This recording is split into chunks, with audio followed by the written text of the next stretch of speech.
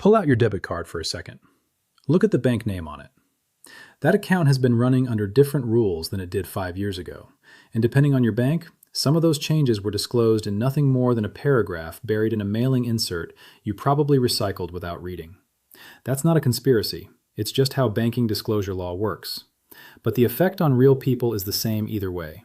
Seniors and retirees losing real money, sometimes $150, $300, even $500 a year, to fees on accounts they've held for decades, because the rules shifted under a system that isn't required to make sure you noticed. By the end of this video, you'll understand exactly which 3 things changed, why retirees get hit harder than almost anyone else, and a step-by-step way to check your own account this week and get some of that money back. Stick around because the last section covers something that just happened in Washington in 2025 that most people watching this still don't know about, and it directly affects how much protection you actually have right now. I'm not a licensed financial advisor. I'm someone who spends a lot of time reading bank disclosures, CFPB reports, and federal regulations so you don't have to. If that's useful to you, consider subscribing. That's what this channel is for. Part 1. The account you think you have isn't quite the account you have. Let's start with the basic shape of what happened, because none of the rest of this makes sense without it. For most of the second half of the 20th century, a checking account was a pretty simple product. You put money in, the bank used that money to fund loans and other business. In exchange, you got an account that was free or nearly free with predictable rules. That basic bargain held for decades with only minor tweaks. Then 2 big forces hit banking at almost the same time, and retirees ended up standing right where those forces collided. Force 1, the 2008 financial crisis and the response to it. After the 2008 crash, Congress passed the Dodd-Frank Wall Street Reform and Consumer Protection Act in 2010. Among many other things, Dodd-Frank led to new rules administered through the Federal Reserve's Regulation E, requiring banks to get your affirmative opt-in consent before they could charge you an overdraft fee on a debit card purchase or ATM withdrawal. Before that, banks could just approve the transaction, let you go negative, and charge you for the privilege without ever asking first. On paper, that's a consumer protection. And it is one. But here's the part that matters for this video. Once that rule existed, banks were free to redesign their overdraft products around it. New tiers, new fee schedules, new qualifying conditions. And they've continued redesigning them in the years since. Every time a bank restructures its overdraft program, existing customers typically get notified the same way. A change to your account agreement mailed or emailed along with your regular statement. Not a phone call. Not a plain language letter that says, "Your fees are changing," on the outside of the envelope.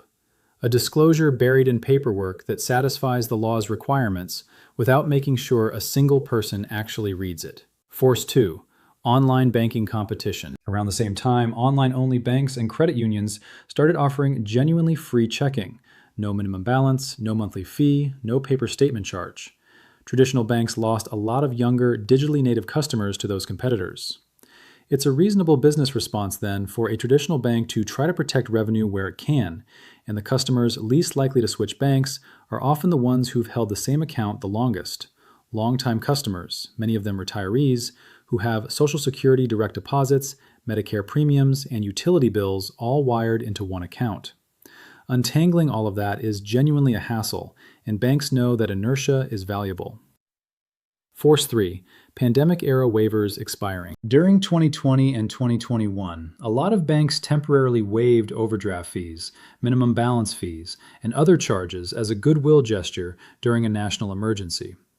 Most of those waivers quietly expired in 2022 and 2023, not necessarily because anyone was hiding anything, but because a temporary waiver, by definition, ends. The Consumer Financial Protection Bureau has documented a rise in fee-related complaints from account holders over 60 beginning around 2022, which tracks with when those pandemic waivers rolled off. One more legal detail worth knowing. Under the Truth in Savings Act and its implementing rule, Regulation DD, banks are required to disclose their fee schedules and account terms. But the law only requires that the disclosure exist somewhere in your documents, not that it be highlighted, bolded, mailed separately, or written at an 8th grade reading level.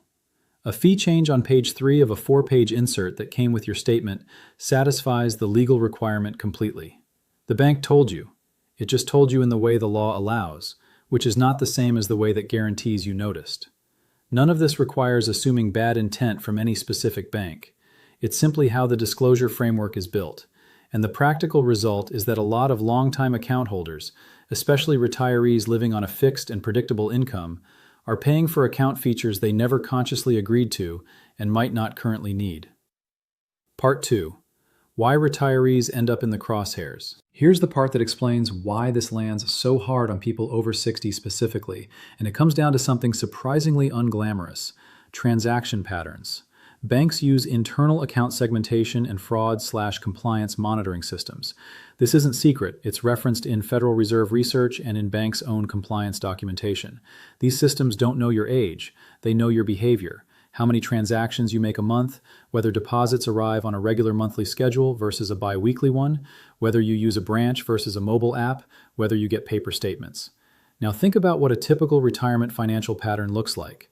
A Social Security deposit that lands on the same date every month, a Medicare premium that auto-debits in the first week, maybe a pension payment on the first, a modest number of monthly transactions, a grocery run, a couple of bill payments, maybe one, ATM withdrawal. That's not a criticism of anyone's spending, it's just a lower transaction volume, single monthly deposit pattern. And it happens to be exactly the profile that a lot of free checking qualification rules were rewritten around over the last decade, because banks increasingly define free not by a minimum balance, which retirees on fixed incomes can often meet, but by a minimum number of transactions per month, which retirees, by the nature of a simpler monthly bill cycle, often don't meet.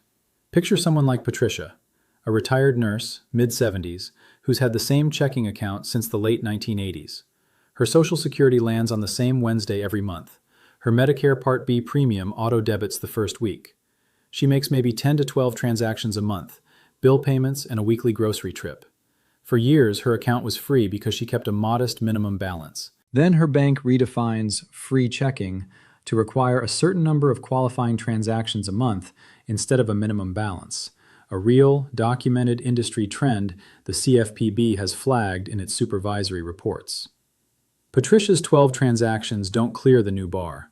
She gets migrated into a fee-bearing tier. The notice arrives as part of a routine account terms mailing. Over a year, she's paying a monthly service charge she was never proactively told she could avoid, because there's very likely a senior or relationship-based account at the very same bank that would have waived it if anyone had offered it to her. That's the mechanism. It isn't that anyone sat in a room and decided to specifically target elderly people. It's that a rational, profit-driven redesign of fee structures happens to overlap heavily with how retirees actually use a checking account. And unlike a targeted, deliberate scheme, nobody is under any legal obligation to walk you through the alternative that would save you money. Part 3. The 3 changes that are already affecting your account. Let's get specific. These are 3 documented shifts that are already live at many banks. Change number 1. Overdraft coverage has been restructured, possibly since the last time you actually looked at it. As covered above, Regulation E requires your opt-in consent before a bank enrolls you in debit card and ATM overdraft coverage. If you consented years ago, that consent generally still stands, but banks can restructure the terms of that coverage, the fee amount, how many overdraft fees can hit in a single day, the coverage limit, and so on. Notification typically comes bundled into your regular account disclosures, not a dedicated alert. Here's why this matters right now, specifically. In December 2024, the CFPB finalized a rule that would have capped most large banks' overdraft fees at $5, or required them to treat overdraft like a disclosed loan product under the Truth in Lending Act. That rule was expected to save the average fee-paying household roughly $225 a year. It was scheduled to take effect October 1st, 2025. It didn't happen. Banking industry trade groups sued to block it, and in 2025, Congress voted, using its authority under the Congressional Review Act, to repeal the rule entirely. As of this recording, there is no federal cap on overdraft fees. The average overdraft fee at major banks remains around $30 to $35 per occurrence, and industry-wide, banks and credit unions collected well over $10 billion in overdraft and non-sufficient funds fees in the most recent full year of data. Some individual banks average far more in overdraft revenue per account than others. It genuinely pays to know where your own bank stands. The practical takeaway? The protection that was supposed to be in place isn't. Knowing your current overdraft tier, your fee per occurrence, and your daily fee cap is something you now have to check yourself, in writing, because there's no fresh federal backstop coming to do it for you. Change number 2. Free checking increasingly means transaction count, not balance. This is what happened to Patricia in the example above, and the CFPB has documented this shift across the industry in its supervisory highlights reports. The old standard was usually keep a minimum balance, get free checking. The newer standard at many institutions is hit a minimum number of qualifying transactions, debit card purchases, direct deposits, bill pay transactions each month, or pay a fee. A retiree who pays most bills through automatic debit and takes one weekly trip to the store might generate 10 to 15 transactions a month. Some banks now set the free checking bar at 20 or more. That gap is where the fee shows up, quietly, recurring, month after month, until someone notices. Change number 3. Paper statement fees have climbed steadily. A decade ago, a paper statement fee, if a bank charged one at all, was usually around $1 a month. Today, it's common to see $3 to $5 a month at major banks for the same service, which works out to $36 to $60 a year just to keep receiving paper records. Banks are legally required to make account statements available to you. They are not required to make paper delivery free. The fee is entirely legal. It has simply crept upward over time, and it disproportionately affects the group of customers most likely to prefer paper over an app, which skews older. Part 4. What you can actually do about it. Here's the good news. Real, documented protections exist. Almost nobody gets walked through them automatically because, and this is worth saying plainly, no bank has a financial incentive to proactively move a fee-paying customer into a fee-free tier. That's not a scandal. It's just not their job to optimize your account for you. That part is on us. Senior checking accounts are real and widely available. Most major banks and credit unions offer some version of a senior or 55 plus or 60 plus checking account. The exact age threshold varies by institution. Some start at 55, some at 60, some at 62 or 65. These accounts commonly waive the monthly service fee, drop or reduce minimum transaction and minimum balance requirements, and sometimes throw in free paper statements or a set number of free cashier's checks. They're listed on the bank's own website. They are almost never offered at account opening unless you specifically ask, and they're rarely offered retroactively to an existing customer who's aged into eligibility. The bank isn't tracking your birthday against its own product menu on your behalf. Credit unions operate under a genuinely different incentive structure. Credit unions are nonprofit, member-owned financial cooperatives, regulated under the Federal Credit Union Act. Because they don't answer to shareholders demanding fee revenue growth, the National Credit Union Administration's own data has consistently shown credit unions carrying lower average fees and often better savings rates than commercial banks.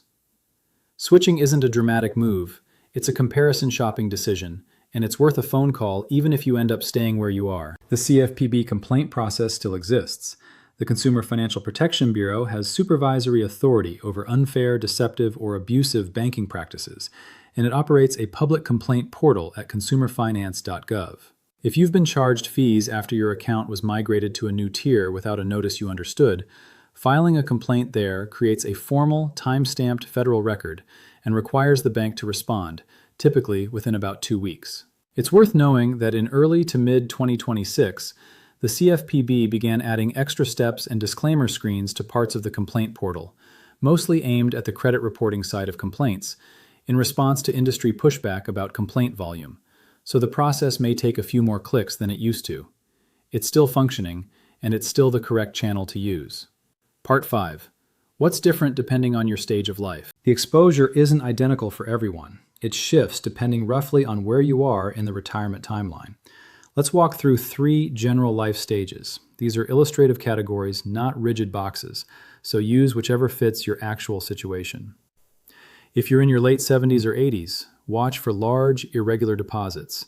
If you're past 73, federal tax law generally requires you to start taking required minimum distributions, or RMDs, from traditional IRAs and 401ks. That age threshold moved from 72 to 73 under the Secure 2.0 Act, and it's scheduled to rise again to 75 in 2033. Many people in this stage take part or all of that annual distribution as a single transfer into their checking account. Here's the friction point. A checking account that normally receives a predictable $1,800 Social Security deposit and then, once a year, receives a $25,000 RMD transfer is showing a large pattern deviation. Under the Bank Secrecy Act and related anti-money laundering rules, banks are required to monitor for unusual account activity and, when warranted, file what's called a suspicious activity report with the federal government. This isn't something a bank chooses to do about you personally. It's a standing legal obligation that applies to every account at every bank, triggered by pattern software, not human judgment about your character. You'll typically never be told whether a report was filed because the law prohibits banks from disclosing that. It isn't a punishment, and it doesn't mean you did anything wrong. But it's a good reason to route large one-time transfers, like an RMD, in a way your bank is expecting, and to give your bank a heads up in advance if you're moving a large sum.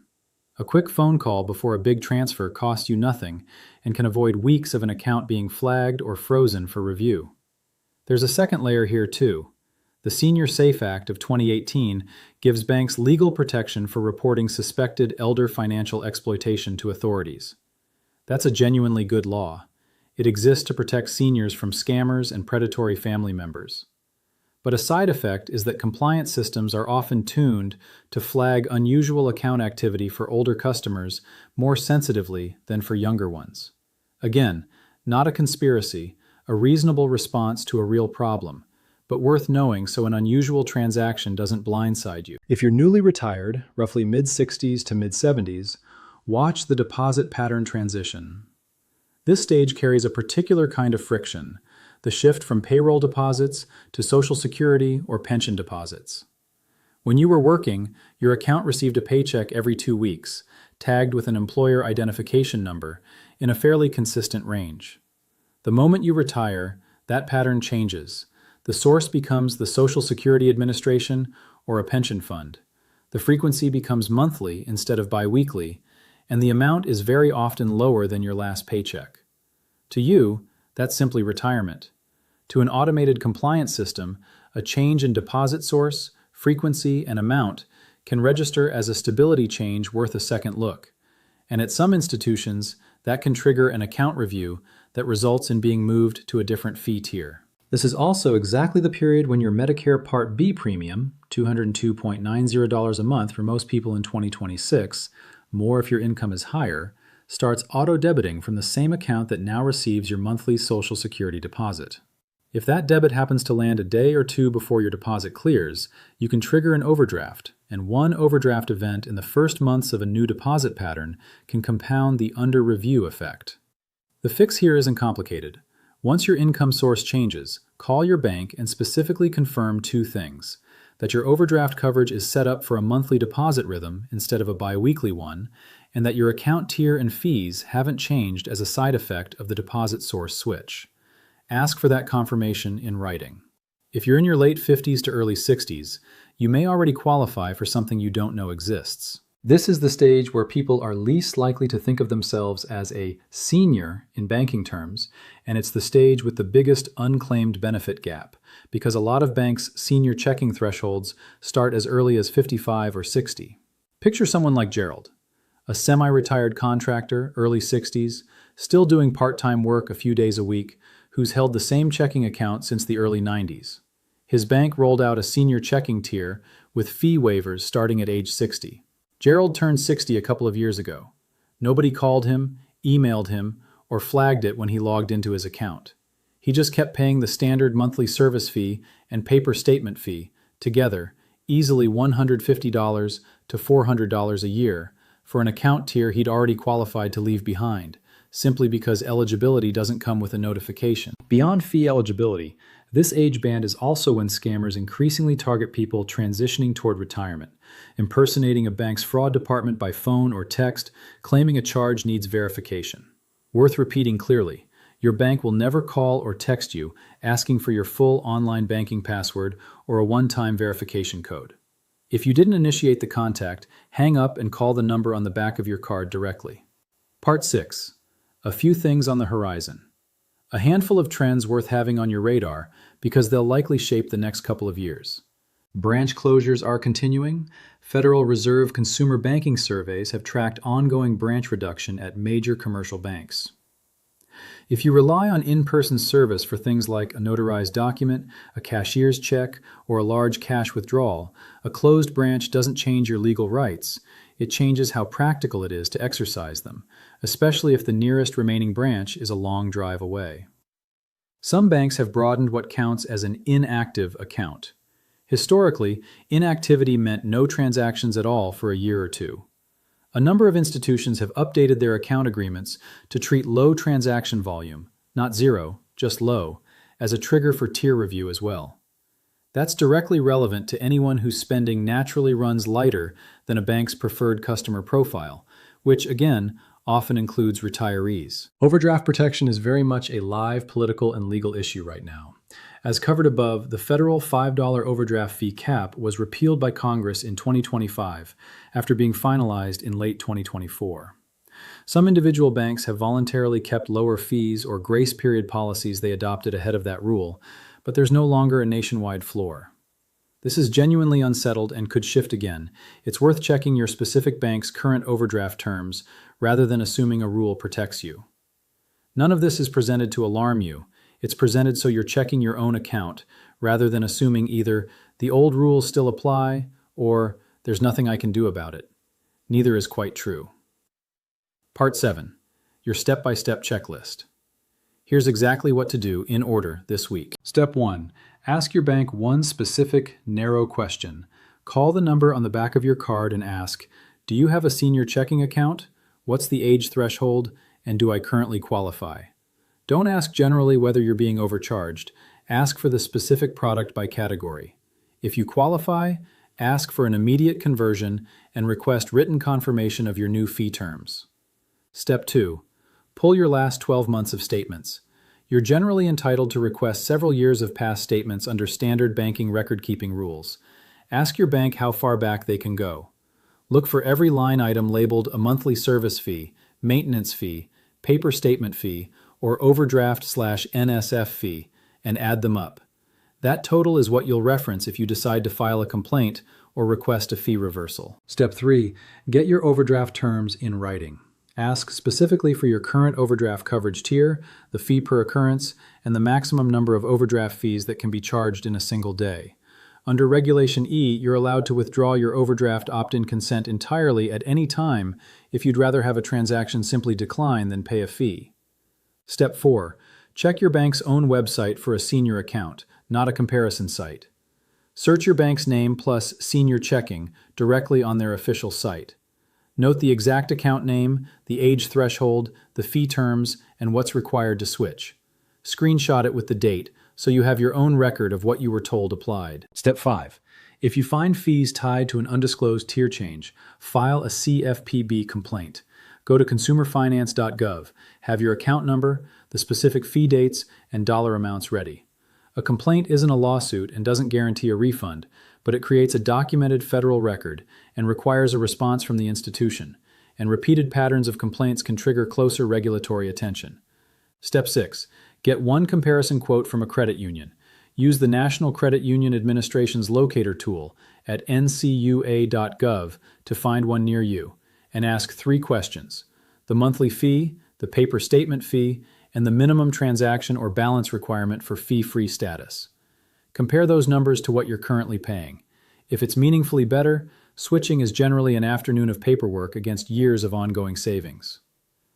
Close/CTA placeholder. This section is a placeholder for your own offer, lead magnet, resource guide, membership, sponsor read, or whatever fits your channel.